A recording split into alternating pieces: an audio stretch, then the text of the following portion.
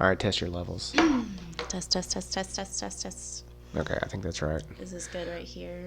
Nah, get close like you normally do. Yeah. What was your workout today? Pause below the knee deadlifts, incline bench, military press, front squats, and glute ham raises. Is that the Juggernaut AI app? Mm-hmm. Yeah. Yeah, I wasn't feeling so hot, so I only had to do 2 sets of everything. It was perfect. Well, let's kick this thing off. Coffee with the Coaches, episode 15, coming to you from the Mega Desk. Once again, there's still a bucket full of beer left over from Saturday when we were in here after the beer fest. Yeah. That one got kind of weird. I need to clean up the mess from that. I don't even remember that conversation. Yeah, I think you and Jason both were a little tipsy on that one. I'm just kidding. I remember it all. Well, microphone 1, it's me. I'm Michael. Microphone 2, Paige. As always. Buenos dias. That's just the two of us today. I guess we got to start this thing with a dad joke. Did you look one up? Oh, shit. No, but I can't find one super fast. Oh, man. See, Reddit comes in clutch. I almost texted you last night to remind you, and then I didn't do it because I've done that for the last 2 or 3 weeks in a row, and I thought for sure you had it. She'll remember. Yeah, right. I thought for sure you would have it. Oh, this one looks good. All right. Go ahead then. Since yours is fresh, let's hear it. Oh, this is good. Scientists have just discovered a fossilized dinosaur fart. Okay. They say it's a blast from the past. That's a good one. See, this whole... Took me 5 seconds. This whole series has taken a turn that I didn't expect because to me, a dad joke is a really stupid, terrible, like grown facepalm joke.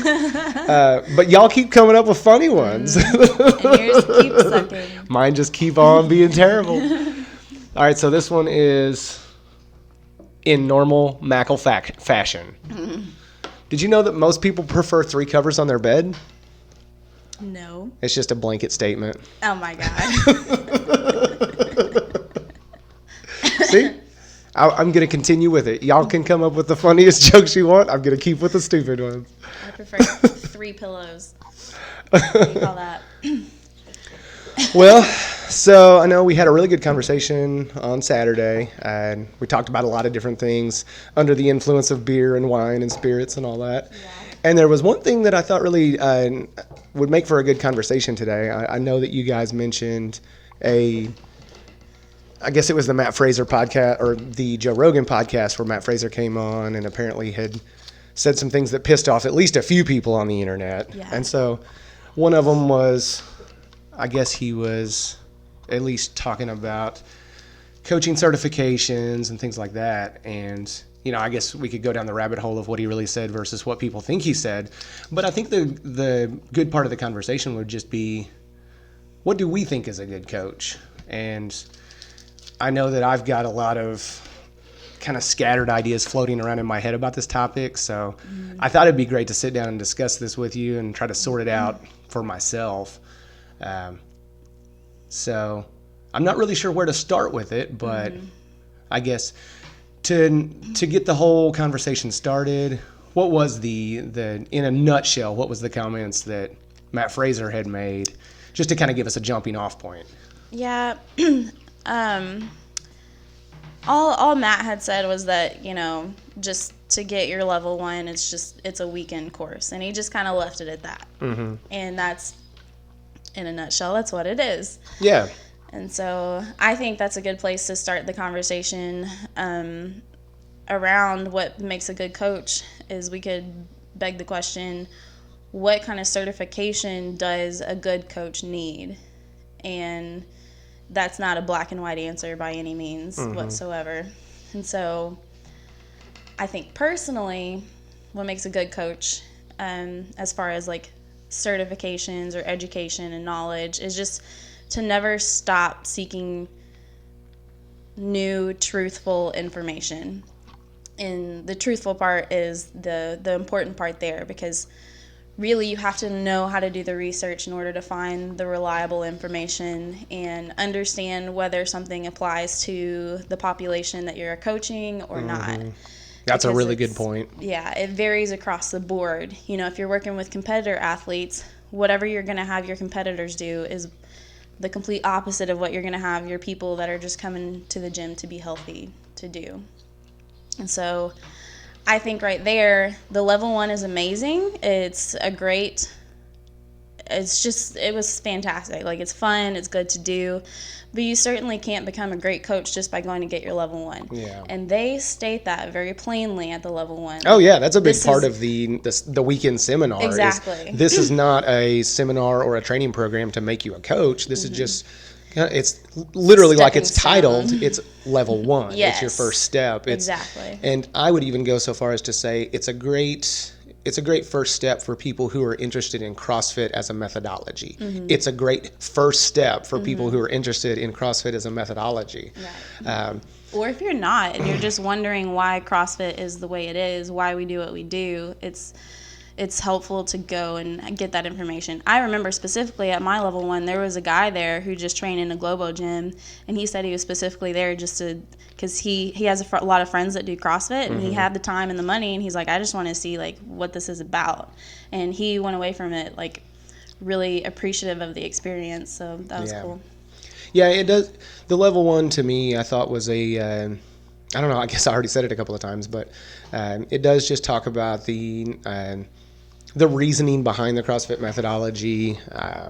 Kind of goes over the real basics of their movements, ideas, and what CrossFit considers to be important, and that type of thing. But yeah, it's just barely scratching the surface when it comes to coaching, and they're very, very specific about that. Yeah, yeah, 100%.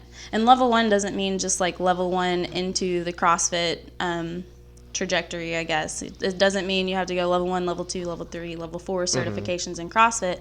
They just mean, this is your level 1 within CrossFit specifically. This might be level 1 to getting an SCA certification, or to go getting an ACSM or something else. Or it might just be your level 1 to reading and digging into more information, because honestly there are hundreds, thousands, millions of coaches out there probably who may not actually have a certification. They've just been in the game so long. They're far better coaches than a lot of people that are like NASM or NSCA or ACSM certified. And so that experience is the next thing I would talk about that plays a huge role in how to become a good coach. Yeah, and I would take this conversation back to the idea of college, and basically going to college for anything.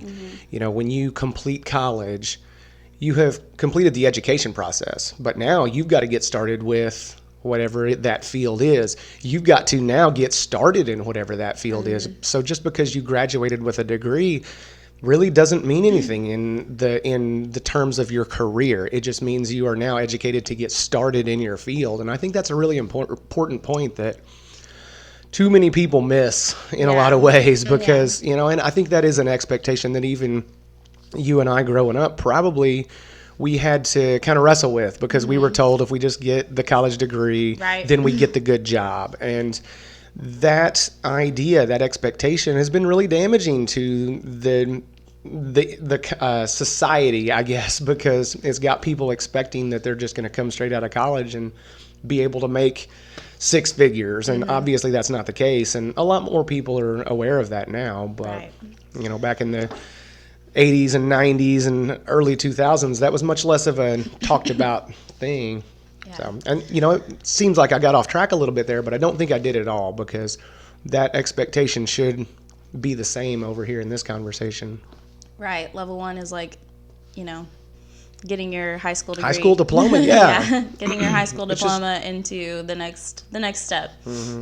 And so that experience is a huge factor in the way someone's going to interact with you, and the way a coach is going to treat you, how they're going to know how to talk to you.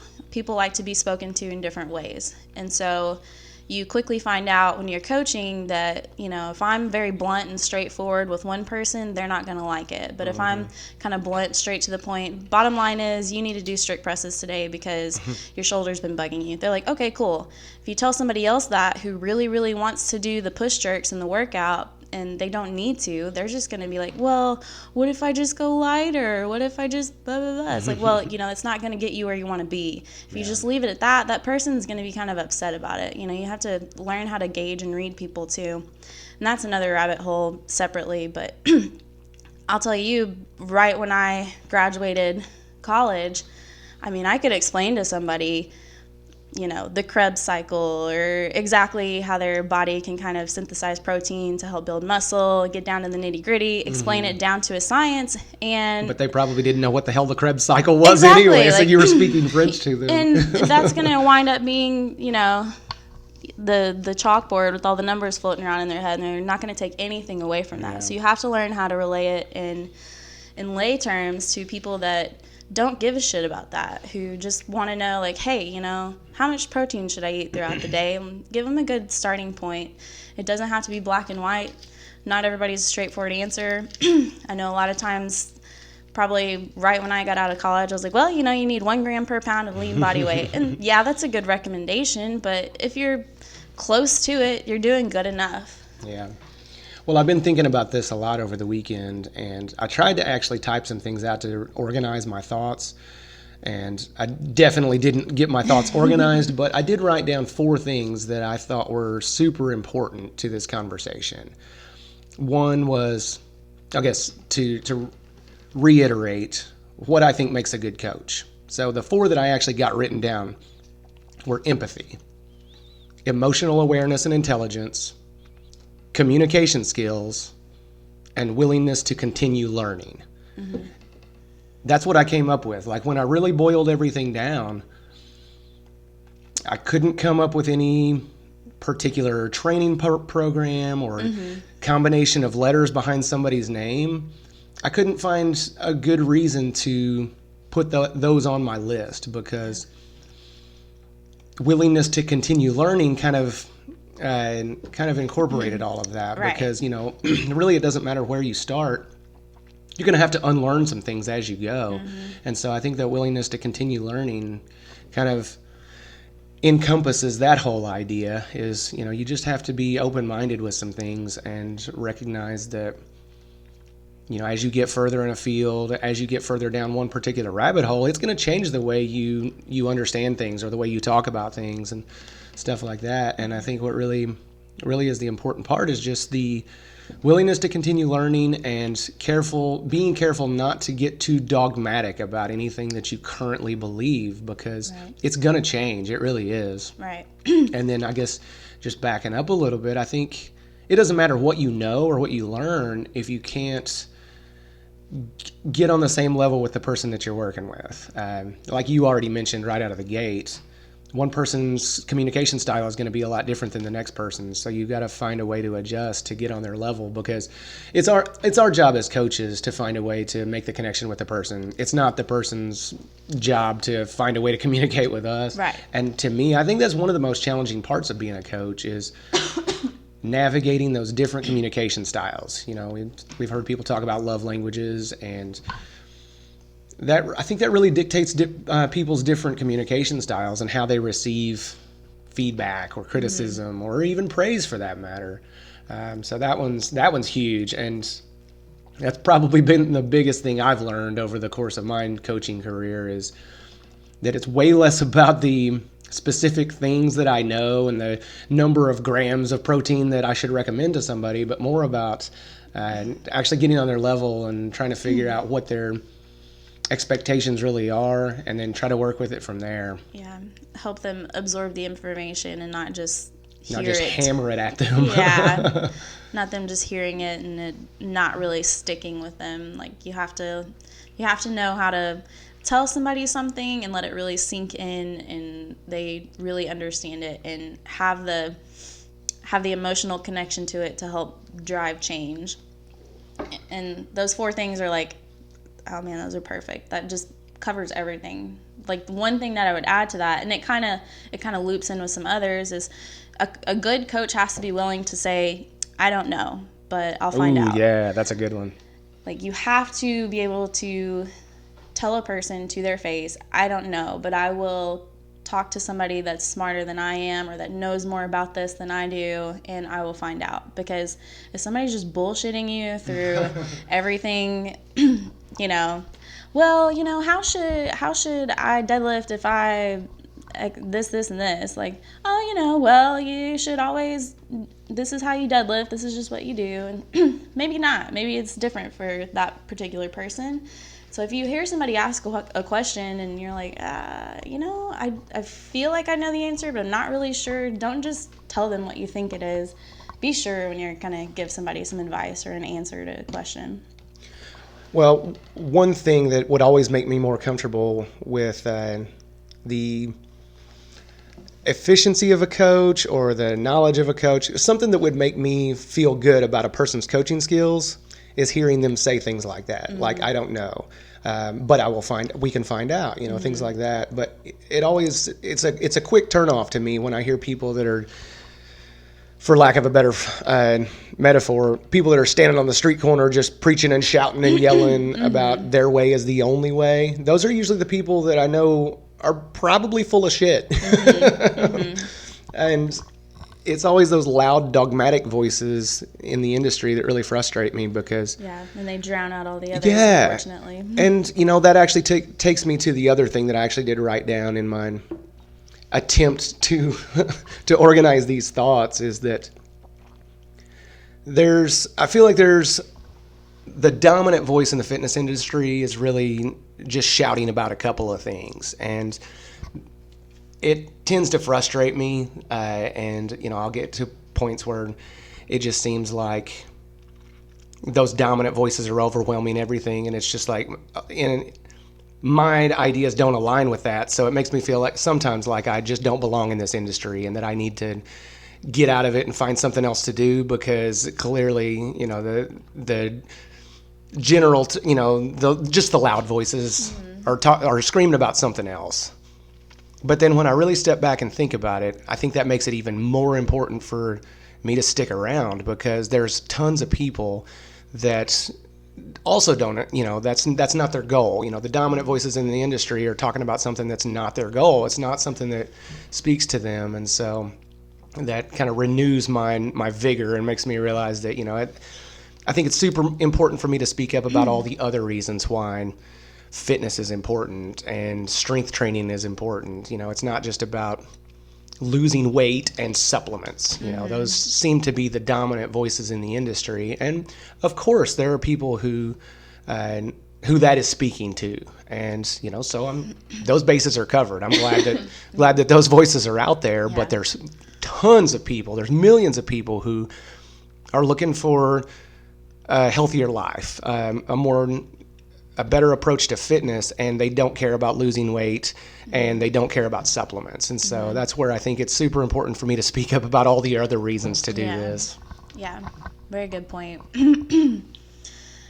There are a lot of people out there like that. I would say, you know, obviously if you're listening to this and you're that person, please hit us up, let us know, because I know those people are out there, but man, it really seems that like a good 90% of the people that get started on some sort of fitness journey are only focused on weight loss, you know, getting bigger, or it's not necessarily just I want to just be healthy. Mm-hmm. And people need to understand that that's okay. Like, that can be the reason that you join a gym. If you're happy with your body, but you're just like, you know, I just could feel a little bit better, so I think I'll start going to the gym. Like, that's a perfectly valid reason. You don't have to have a need to lose weight or to gain weight or to, I don't want to get too bulky or yada yada. Like, have some physical activity in your life. Well, think about how many people, and maybe this conversation comes up with me a lot more, but seems like I hear a lot of people talk about just wanting to feel better, wanting to move better, wanting to keep up with their kids, or recognizing that they are getting older and they don't want to lose their mobility. They don't want to lose their ability to move around and do the things that they want to do. And those things don't get talked about in the fitness industry. It's just pictures of, it's before and after pictures on Instagram of somebody who's lost a bunch of weight, and it's buy my supplement. And like I said, I don't intend to throw shade with this, because that's certainly a focus for a lot of people. But Yeah. I think it's really important for me to be vocal about all the other reasons why people want to get into this and why people need to get into this. Right. So that kind of took us down a different route. Maybe we should break down some of those 4 points you said, like maybe some examples of how to be empathetic as a coach. I think it would be ways that members, or if you're a client and you're working with a trainer, like you can identify these things. If your coach does XYZ whenever you have conversations with them. So I'll start. One thing that just kind of comes to mind is, if you come in and you're like, man, I just really didn't sleep that great last night. I don't really feel that great today. And your coach is just like, come on. You'll feel a lot better once you push yourself. Let's go. They're just kind of not empathizing with the way that you are feeling and the messages that you're relaying about the readiness of your body. That's a good sign that your coach may not understand just yet the importance of listening to your body. Yeah, and that seems to be the response that would come from a coach that's more caught up in the competitive atmosphere and the compete every day type of vibe and the progression over everything. So it is definitely, I'm not sure if I've talked about this on the podcast before, but I've been thinking a lot over the last couple of years about the idea of immature ideas versus mature ideas. And, that's a big concept that I've really been thinking about, but I think that's what it is. It's an immature idea of coaching. And that doesn't mean it's bad, because it's just early in the process. But anytime we get some new idea that we get thinking about and moving towards, it is an immature idea. And it's like we've talked about before, new CrossFitters. When people first get into CrossFit, they're really excited about it. They're talking about it all the time. And then as that idea gets more mature, they chill out. They're not proselytizing, or they're just preaching about it all the time and telling everybody how great it is. But once it becomes a more mature idea, they relax. They talk about it in a much more reasonable way. But I think that's what that is. It's just an immature idea of coaching. Right. And that can kind of go with like the dogmatic ideas. That's usually how people get super involved in a dogmatic approach, is because it's something new and shiny and it sounds super cool, and they may have applied it to one or two clients so far and it worked awesome, but it doesn't apply across the board. So if you've got a coach that's really speaking in black and white terms on just about everything that comes out of their mouth, then it's a pretty good sign that either they are still an immature coach or they just aren't willing to learn and grow. Well, then that makes me think, this is a little bit of a derail, but that makes me think of the idea of being too results oriented as a coach and as a person just in general. But if you're too results oriented, it makes me think of Abby as a hairstylist, right? So I wonder how many times people come to Abby with a picture of Megan Fox and say, I want this haircut, right?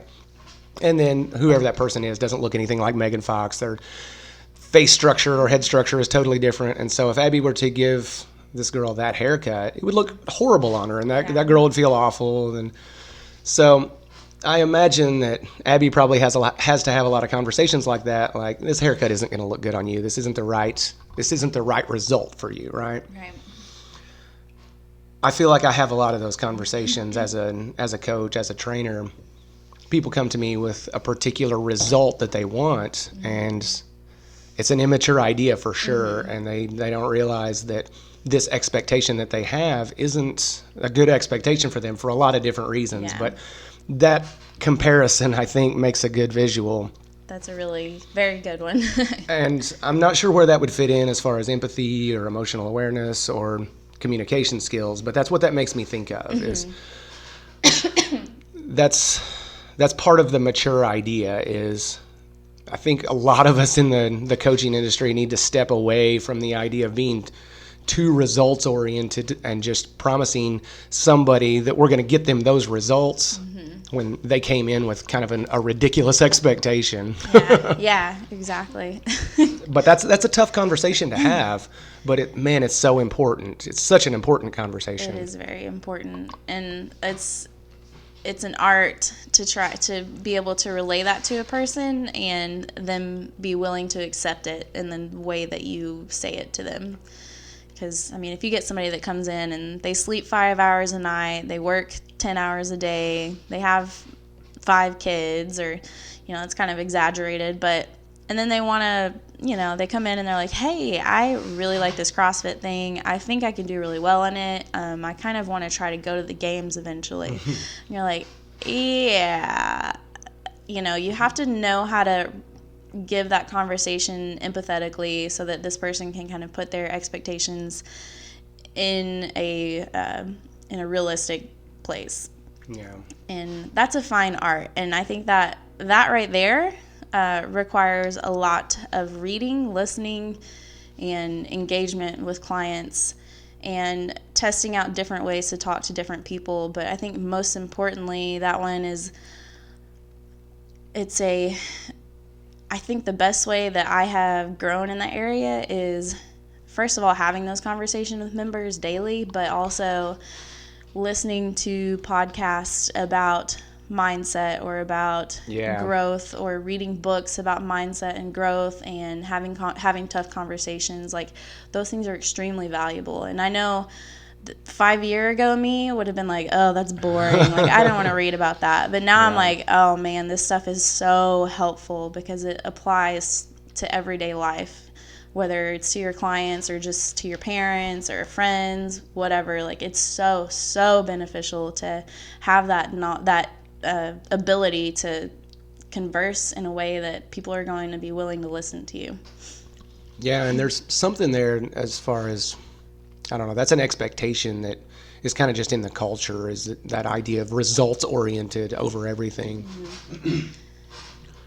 And I'd like to find some kind of a way to shift that focus to more of finding a way to enjoy the process, because that's really, I don't know, I've talked a lot about how the only thing that matters is consistency. Mm-hmm. So if you can find some kind of a way to enjoy the process, that's what's going to keep you consistent. Because if you're just frustrated all the time with whatever it is you're doing, you're going to burn out on it pretty quickly. Mm-hmm. And that's why I've gotten so far away from the idea of goal setting and being too results oriented, because I see so many people that, I don't know, they just get burned out chasing a goal or chasing results. But if I can find some kind of a way to shift the focus to enjoying the process, I seem to have a lot more success with that. Yeah.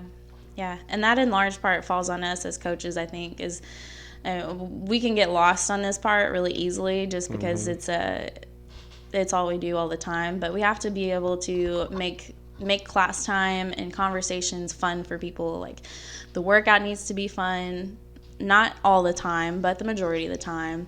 Our conversations need to be interesting. Our interactions with clients, the people who are in a class together, like, we've kind of got to know who to introduce to who right out of the gate, so that they're seeing a warm and friendly face. Yeah. And you get somebody that comes in that seems a little more closed off. You don't want to pair them with somebody that's like, hi, how you doing, blah, blah, blah. Like, You have to strategically know who to place this person with based on their body language and the way that they talk to you. And we have to know how to partner people up sometimes, or how to break the ice in the class. Michael's got his dad jokes all the time, or I'm usually just very sarcastic and snarky with somebody, and a lot of times that'll break them loose. But you just got to know your crowd. Yeah. that's where that information absorption comes in the form of reading, listening, and even writing. That really, really is going to help you grow in that conversation aspect. So what you just said made me think of another one that I wanted to put on my list. I think in order to be a good coach, you've got to be okay with failure. Oh, yeah. And I know that one sounds wild, but man, you're not going to get any better. You're not going to improve. Oh, I guess this could go across the board, but man, as a coach, you got to be okay with screwing things up. You got to be okay with the fact that sometimes you're going to say the wrong thing, that sometimes it's not going to work out every time. And I guess it was just that conversation you just had that made me think about all the times that in the past that I did something wrong, and man, it was really crushing. Like it really, Yeah. I took it home and it kept me up at night. And if I had just folded or, decided that I couldn't keep on because I had screwed this or that up, then I wouldn't have made it this far. Yeah. I wouldn't be coming up on the 7-year anniversary of the gym. Yeah. So, man, I guess that would be resilience, emotional resilience. Yeah. I would add that one to my list. Yeah. Yeah. Learning from your failures is huge. You got to be okay for anybody. You got to be okay with failing and understand that it's going to happen every now and then. You can't be too much of a perfectionist. Of course, I try my best to do everything right and make sure I don't screw anything up. But on the same side of the coin, I have to understand that I'm going to make mistakes along the way, and I got to give myself grace on that. I've got to be okay with it. Because once again, the only thing that matters is consistency. Yep. Exactly. I got to stay here. All these things just intertwine with each other. We're however long into this conversation, it's very obvious that all of these things play into one another. Very much so. Well, I guess I took it too far, probably in the kind of the emotional feelings. I don't know, that side of things. So I guess to bring it back over to maybe education or I don't know, something more on the other side of the topic, what would you say would be an important? Well, I think we talked quite a bit on like the education component of it, because it does play into the emotional part of it. You have to grow. You have to expand your education in the mental side of things just as much as you do in the physical side of things, like learning new techniques or new applications. Going through courses. Like I'm going through a course right now just to grow and learn as a coach, to help apply things to various different populations. And then on top of the education side of it, I think another big thing is going to be your presence and attitude. That's that's especially a huge thing as a CrossFit coach, because you have up to 20 eyes on you at one time, so you have to be able to control the room efficiently whenever you have all these different personalities in one place. And so knowing how to direct a group of 16-ish people who half of them are very straightforward, blunt, to the point. Okay, coach, I've done this workout a million times. I'm ready to go warm up. While you got another half of the group that's like, well, do we need to do this? What kind of weight? Blah, blah, blah. And they're asking a lot of questions. And, like, that's okay on both sides, because that's just who those people are. That's how they are. And that's 100% fine. But as a coach, you have to learn to navigate both those waters. And so aside from being able to communicate effectively with those people, you also have to be able to direct them specifically on the spot in a group. Yeah. And so, we might get a workout where we have a lot of people in class who they know what to do. They've done it a million times. I don't need to listen to this spiel again. Okay, you, I know you've done this 20 times. Go get warmed up. You guys right here, bring it in. Do you have any further questions on this? If not, go with them, get warmed up. Okay, you've got questions, blah, blah, blah. Well, let's work that out. And so that's a great way to just kind of apply it in a group setting.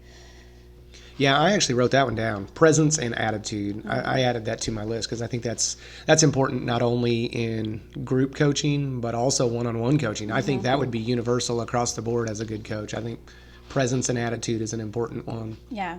So presence, like looking the part, not, showing up in your pajama pants or something and hair all disheveled. Like, people ask me all the time why I'm wearing makeup at 5 a.m. I'm like, well, this is my job. Like, yeah. I don't want to roll up in here just looking like trash 5 a.m. in the morning.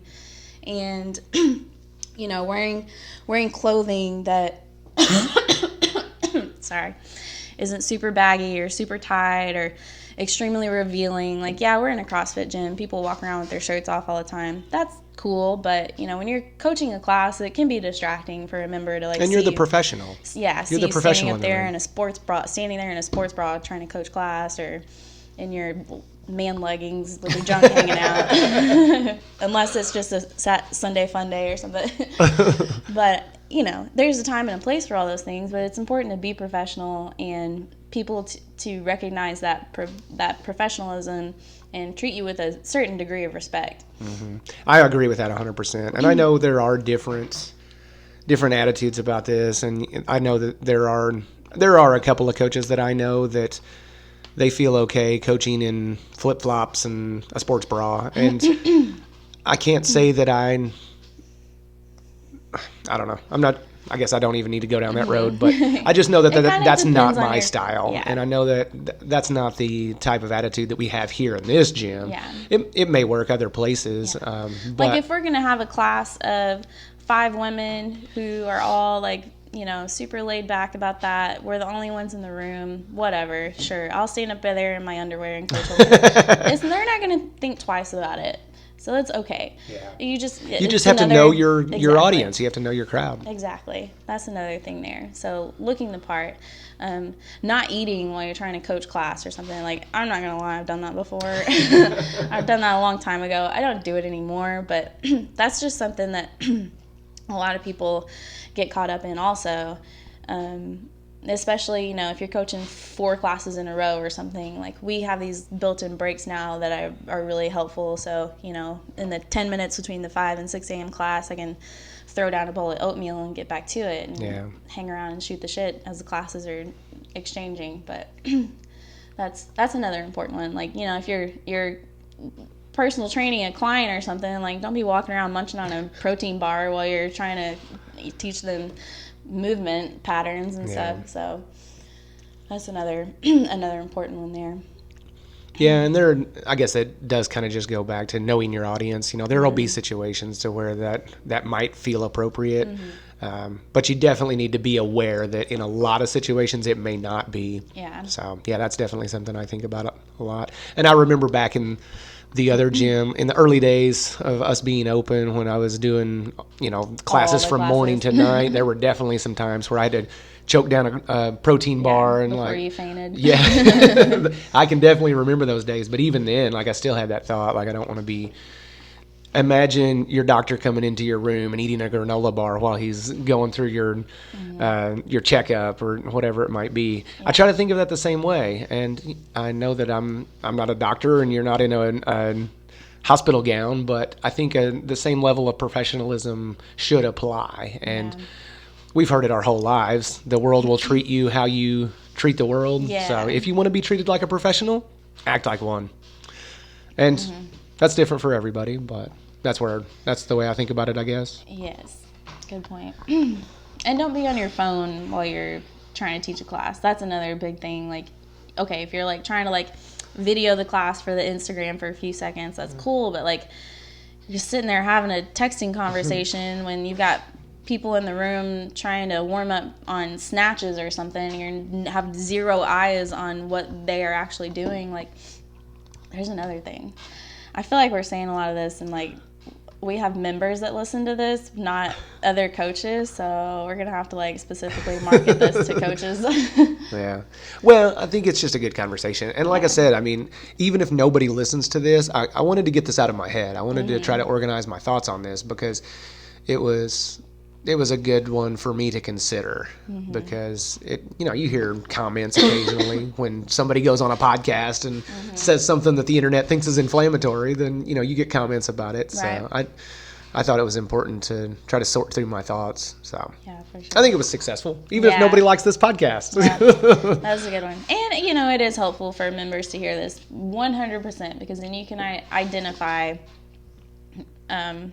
if you go somewhere else, if you wind up moving, we'll miss the shit out of you. But like, I've already used 4. Oh my gosh, my S-bombs. Oh. But if you move to a new place or something, or you, I don't know, decide that you want to work out at home and do online training or whatever, in whatever circumstances applied. Maybe you're like trying to hire a lawyer, you're trying to hire a housekeeper or something. Like, this can apply in a lot of different ways. And so that's just where it's very important to be able to identify these traits, that somebody who knows and understands the things that they are telling their clients, these are the things that you can look for. But think about this. I mean, I think from anybody's perspective listening to this, I think it's important to consider that idea of being promised results. Mm-hmm. I think that's an important one for people to consider, because if you've got somebody on the internet promising you results, I think you should take it with a grain of salt, because that's a very easy marketing ploy. Yes. So I think that's valuable to just about anybody. That's a great, and you're right, this is a great way to identify fallacy, I guess, online whenever you are seeing advertisements. This can be part of your screening process as people, as you see something online and you're like, I wonder about that. And then you reach out to Michael or I asking, like, what do you think about this? Well, listening to this conversation can give you a pretty damn good idea of whether that's probably true or probably not. Yeah. Yeah. And like you said earlier, I wanted to share like one little saying about when you said you treat the world the way that you want to be treated, kind of thing. Another way to look at this whenever you are talking to other people is you need to treat them how they want to be treated. Yeah. When we talked about how to have those conversations with different personality types, like, you need to be able to treat other people how they want to be treated, not necessarily how you want to be treated, because your personality type could be totally different. That was a huge one for me when we first opened up, because, just as far as how to market the gym, I was 100% going into it with what I liked. Yeah. And I found out pretty quickly that didn't matter. It didn't matter at all. Yeah, like the only your thing music choices. I'm just kidding. But I mean, seriously though, I mean, the only thing that matters is, wow, that's a whole other rabbit hole. But yeah, you're very correct. That's a whole other rabbit hole. Yeah, that was good. Yeah. Anything more to add to the list, you think? I don't think so. We might actually revisit this at some point in the future, because I think this has been a good thought experiment for me over the weekend, and it was nice to talk it out. Yeah, it's a cool conversation. I chatted with Courtney a little bit about it on Saturday, and she's actually the one that used the analogy about the hairdresser and somebody coming in with a picture, and I thought, man, that was so huge. I wrote that down immediately. So Michael stole your joke. I'm giving you credit. I'm citing Courtney in proper MLA form. Yay. All right. Well, let's wrap it up there. Thanks for talking this out with me, Paige. This has been super useful. Yeah, that was a good conversation. So we'll see you guys next week. Bye. Bye.